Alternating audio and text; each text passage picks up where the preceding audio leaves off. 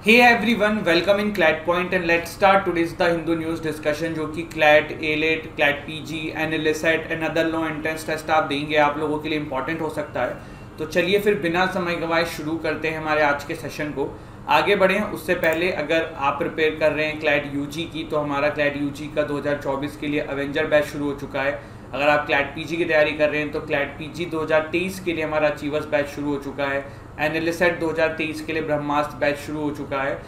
CLAT UG 2023 के लिए जो विजेता बैच है, जो दिसंबर में पेपर होने वाला है, वो भी शुरू हो चुका है। तो आप इन सभी कोर्सेज के अंदर अपने आप को इनरोल कर सकते हैं।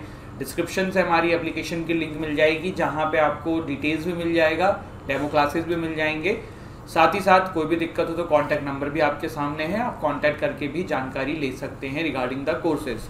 अब आज के एडिटोरियल्स की बात करते हैं तो देखिए, सबसे पहले तो यहाँ पे एक आर्टिकल आया हुआ है ताइवान क्राइसिस वाला। तो ये अभी रिपीटेटिव न्यूज़ चल रही है। 2 अगस्त में हुआ ये था कि जो यूएस की पेलोसी जी जो हैं, ये गई थी ताइवान विजिट करने के लिए। और क्यों कर रहा है यूएस ऐसा? तो देखो, कोई ऐसा ये नहीं कि यूएस बहुत ताइवान का खास है कि कुछ इस तरीके की चीज़ें हैं। इनडायरेक्टली चाइना को प्रवोक करने की कोशिश है, और वही वाली चीज़ है। चाइना जो है वो ये क्लेम करता है कि ताइवान उसका पार्ट है, लेकिन जो है ताइवान ये कहता है कि नहीं भाई, हम सोवरेन हैं। तो इस तरीके की जो ये टसल है, ये काफ़ी समय से चली आ रही है, और उसी पे रोज़ एडिटोरियल्स निकल के आ रहे हैं, कुछ लोग अपने ओपिनियन रख रहे हैं। तो हमारे लिए एग्जाम के पर्सपेक्टिव से जो बातें थी ना, वो ऑलरेडी निकल चुकी हैं। बार बार एडिटोरियल्स को रिपीट करने का कोई मतलब नहीं है, ठीक है। फिर यहाँ पे देखिए, centre versus state tussle over IAS posting, ये वाला आर्टिकल देखेंगे डिटेल में, ठीक है। एक यहाँ पे आर्टिकल आया हुआ है सडन डेथ वाली, ये भी देखते हैं अभी हुआ क्या है। सडन डेथ का जो आर्टिकल आया हुआ है, ये क्या है? अभी मैंने कल भी आपको थोड़ा सा इसका बेसिक बताया था कि हमारी ऑल इंडियन फुटबॉल फेडरेशन जो है, इसको फीफा ने जो है वो सस्पेंड कर दिया है काइंड ऑफ। और अब जो है इंडिया के फुटबॉल के जो प्लेयर्स हैं, या फिर इंडिया की फुटबॉल की जो टीम्स हैं, इनका भविष्य जो है ना, ये खतरे में आ चुका है। सुप्रीम कोर्ट में मैटर था, कोर्ट ने फिलहाल तो ये कहा है कि सेंट्रल गवर्नमेंट जो है वो बात करे फीफा से, और जल्द से जल्द इस मैटर को सॉर्ट आउट करे। पर फीफा ने ऐसा किया क्यों? तो फीफा ने इसलिए किया कि फीफा का ये कहना था कि जो AIFF है ना, इसके ऊपर एक थर्ड पार्टी का इंटरफेरेंस आ रहा है। वो थर्ड पार्टी कौन थी? वो सुप्रीम कोर्ट थी। एक्चुअली देखो, सुप्रीम कोर्ट ने एक COA बनाई थी, कमिटी ऑफ एडमिनिस्ट्रेशन, देखने के लिए कि जो AIFF के अंदर जो मैल प्रैक्टिसेस चल रही हैं, इसको सॉर्ट आउट किया जाए। ऑल्दो सुप्रीम कोर्ट ने गुड फेथ में काम किया था, लेकिन वो अभी उल्टा हो गया। हुआ क्या था? देखो, मैंने आपको बताया था, प्रफुल्ल पटेल जो हैं वो AIF के जो प्रेसिडेंट हुआ करते थे। 12 साल से उन्होंने पोस्ट संभाल रखी थी। ये भारत के जो लॉज है ना, उसके भी अगेंस्ट में, जैसे कि जिससे आपका सारा का सारा स्पोर्ट्स के लॉज चलते हैं। ऐसे बहुत सारी चीज़ें जो हैं जनरल प्रैक्टिस पे भी देखें तो ये एक काफ़ी हद तक इलीगल तरीके से बैठे हुए थे। फिर इन पर तो करप्शन के भी चार्जेस लगे हुए हैं। तो अभी देखो, COA जो बनी थी ना, इनका डिसीजन ये था कि 50% रिप्रेजेंटेशन जो है ना, वोटिंग राइट्स जो है वो प्लेयर्स को दिया जाए। वहीं जो फीफा है वो कहती है कि 25% के आसपास दो। और इस तरीके की बहुत सारी जो सुधार होते हैं वो COA ने प्रपोज किए थे। लेकिन अब ये सारी चीज़ें उल्टी हो गई हैं, क्योंकि बाहर की फोर्सेस का एक इसमें बोल दिया है कि इंटरफेरेंस है, और इसी वजह से फीफा ने AIFF को जो है सस्पेंड कर दिया है। तो ये सारी प्रॉब्लम थी, ठीक है। अब सबसे बड़ी चीज़ जो इसमें प्रॉब्लम के सामने निकल के आ रही है, वो ये आ रही है कि अंडर 17 वुमेन्स वर्ल्ड कप अक्टूबर में होने वाला था, and we were suppose to host that particular event. But let's see क्या होता है, क्योंकि फिलहाल तो चीज़ें हैं वो दिख नहीं रही हैं सही होते हुए। तो ये था basically. National sport development code of 2011 जो है ना, उसके भी अगेंस्ट में था कि 12 साल तक जो है प्रफुल्ल पटेल जो है वो इस पोस्ट पे बैठे हुए थे, ठीक है। चलिए, अगला आर्टिकल जो है वो बात करता है the centre versus state tussle over IAS posting. तो पहले मैं थोड़ा सा आपको इस पे बेसिक बताना चाहूँगा कि जो IAS की पोस्टिंग होती है ना, किस तरीके से वर्क करती है। देखिए, कैडर्स होते हैं। कैडर्स होते हैं कि मतलब वैसे कोई बंदा है, उसने उत्तर प्रदेश कैडर लिया, तो he will get posted in Uttar Pradesh. किसी ने अगर जो है वो आपका जो राजस्थान का कैडर लिया, तो राजस्थान स्टेट के अंदर पोस्टेड होगा। अब ऐसे ही आप सोचोगे कि सर सारे अगर स्टेट में ले लेंगे तो सेंट्रल गवर्नमेंट में जो IAS होते हैं उनका क्या होगा? अब सेंट्रल गवर्नमेंट में IAS का क्या यूज़ होता है? देखो, सिंपल सी बात है, जो यूनियन टेरिटरीज हैं वहाँ पे तो है ही है। साथ ही साथ जितनी आपकी जो मिनिस्ट्रीज हैं, इसमें जितने भी सेक्रेटरीज होते हैं, ये सब क्या होते हैं? They are IAS, they are bureaucrats. तो प्रॉब्लम ये हो रही है कि सरकार को ना अभी सेंट्रल गवर्नमेंट में बहुत सारे ब्यूरोक्रेट्स जो हैं वो मिल नहीं रहे हैं, अच्छे ब्यूरोक्रेट्स मिल नहीं रहे हैं। उसके पीछे कारण ये हो रहा है कि भैया जो बंदे स्टेट में, जैसे आपको उत्तर प्रदेश का है तो वो स्टेट में ही रहना चाहता, सेंटर में नहीं जाना चाहता, एक रीज़न ये है। दूसरा रीज़न ये कि सरकार जब चाहती है किसी बंदे को स्टेट से उठा के अपने यहाँ पे लाना, तो फिर स्टेट गवर्नमेंट उसमें रोक दे रही है।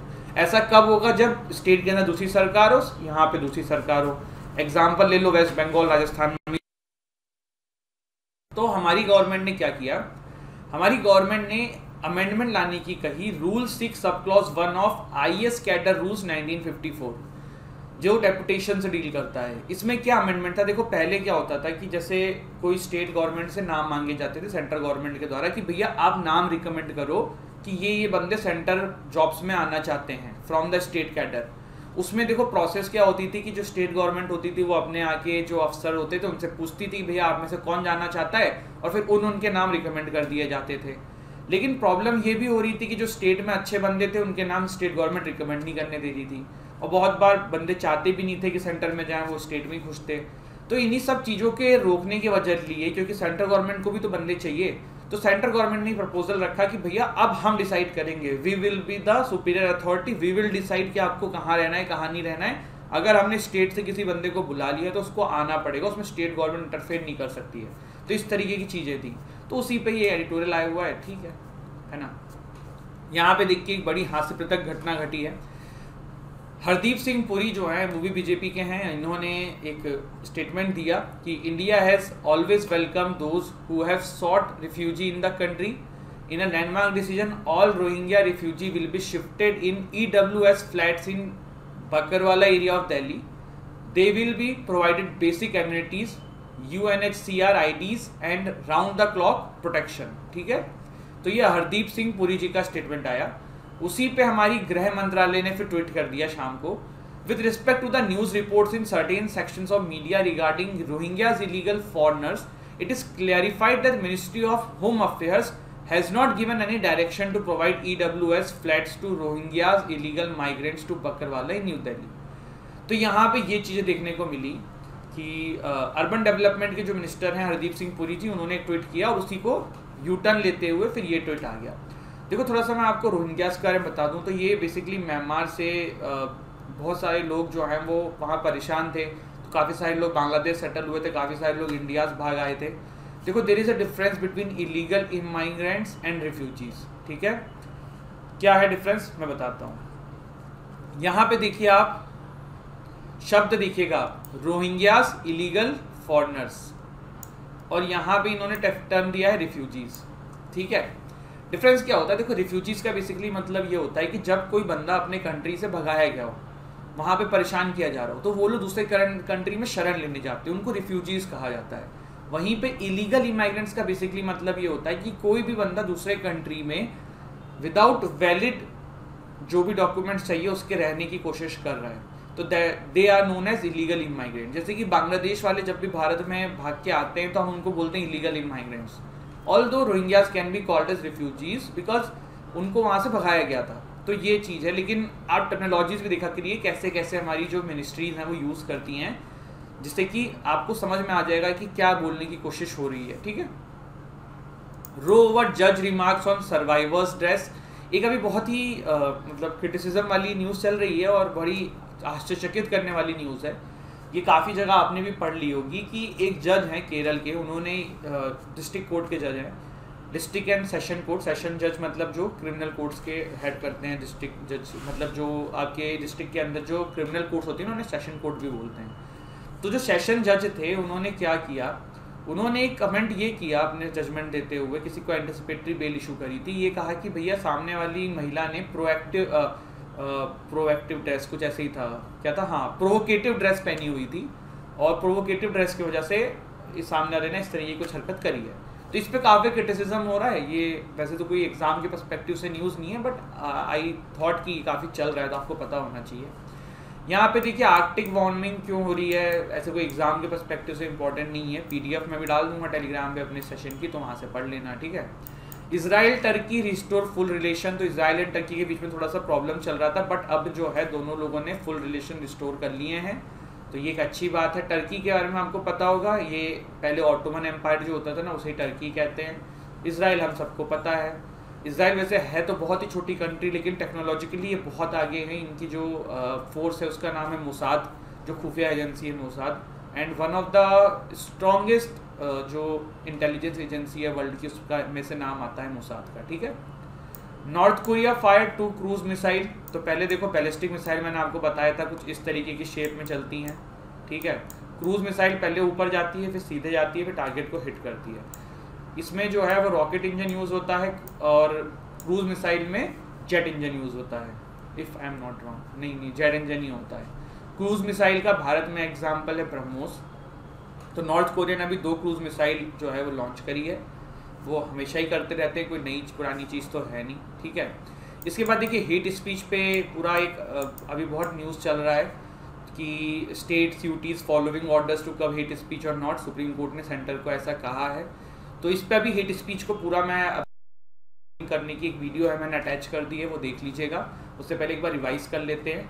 North Korea fire 2 cruise missile, Israel Turkey restore full relation, ये आपको पढ़ना है। रो ओवर जज remarks on survivor dress, then MHA overrules minister tweets on providing flat to Rohingyas. Centre से स्टेट देखा हमने, बाकी सारी चीज़ें जो है हमने डिस्कस कर ली हैं, ठीक है। चलिए वो वीडियो मैं अटैच कर दूंगा, उसको देख लीजिएगा। बाकी सेशन अच्छा लगा तो लाइक जरूर करके जाना, चैनल को सब्सक्राइब कर लेना, वीडियो को शेयर कर लेना। जय हिंद। इसके बाद अगला आर्टिकल जो है ना वो है प्रिवेंटिंग हार्म। एडिटोरियल हम डिस्कस कर रहे हैं, this is related to hate speech. तो थोड़ा सा हेट स्पीच वाला ये आर्टिकल देख लेते हैं। The penal provision which relates to this aspect are as follows. Section 153A and 153B of IPC जो है वो पनिश करता है कोई भी ऐसी चीज जो एनिमिटी एंड हेट्रेड क्रिएट कर सकती है दो ग्रुप्स के बीच में। Section 295A of the IPC जो है वो ऐसी चीजों को पनिश करता है जिससे कि रिलीजियस फीलिंग जो है ना वो आउटरेज हो सकती है किसी क्लास ऑफ पर्संस की। Section 505 sub clause 1, 505 sub clause 2 of IPC जो है वो यहाँ पे इस तरीके की चीजों को प्रिवेंट करता है कि कोई भी इस तरीके का कंटेंट सर्कुलेट हो रहा हो जिससे कि डिफरेंट ग्रुप्स के बीच में हेट्रेड क्रिएट हो सके, तो वो पनिशेबल ऑफेंस है। Section 8 of representation of people act 1951 जो है वो प्रिवेंट्स करता है किसी भी पर्सन को illegal use of freedom of speech for contesting an election. Mostly ये जो पॉलिटिकल लीडर्स इलेक्शंस के दौरान करते हैं उनके लिए बात हो रही है। सेक्शन 123 सब clause 3A and section 125 of RPA जो है it bar the promotion of animosity on the grounds of race, religion, community, caste or language in reference to election and includes in under corrupt electoral practice. अब आप में से काफी सारे लोग ये सोच रहे होंगे कि सर ये इतना सब कुछ बैन है उसके बावजूद भी ये सब तो होता है, हर इलेक्शन में हम सुनते हैं, तो क्या प्रॉब्लम है, क्या दिक्कत है। तो ये कुछ मामले हैं जो चले आ रहे हैं काफी समय से। आईपीसी के हमारे कुछ सेक्शंस हैं जो डायरेक्टली हेट स्पीच को तो नहीं लेकिन इस तरीके की चीजों को प्रोहिबिट करते हैं। हेट स्पीच देखो क्या है, हेट स्पीच का बेसिकली कॉन्सेप्ट ये होता है कुछ भी इस तरीके का एक्सप्रेशन आपके द्वारा जो कि देश के अंदर लोगों के भावनाओं को आहत पहुंचा सकता है, ठीक है। It could be non verbal, it could be verbal, ठीक है। Even pornography is also a kind of hate speech, अगर आप वो शेयर कर रहे हो तो इस तरीके की चीजों को लोगों के अंदर हेट्रेड फैलाना जो है ना वो हेट स्पीच का एग्जाम्पल है। There is no an specific definition of hate speech, ना ही हमारे किसी लॉ के अंदर है, और इसी की काफी समय से डिमांड आती है कि यार हेट स्पीच पे प्रॉपर एक कानून होना चाहिए। अब आप कहोगे कि सर हेट स्पीच क्या होती है, भारत में तो फ्री स्पीच है ना, fundamental right to speech and expression है, but it comes with certain limitation, it comes with certain exceptions. तो आप इसका कोई अनलिमिटेड यूज नहीं कर सकते हो।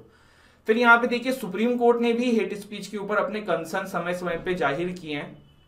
प्रवासी भलाई संगठन versus Union of India case 2014 का ये केस था। सुप्रीम कोर्ट ने कहा कि भैया hate speech is an effort to marginalise individual based on their membership in a group.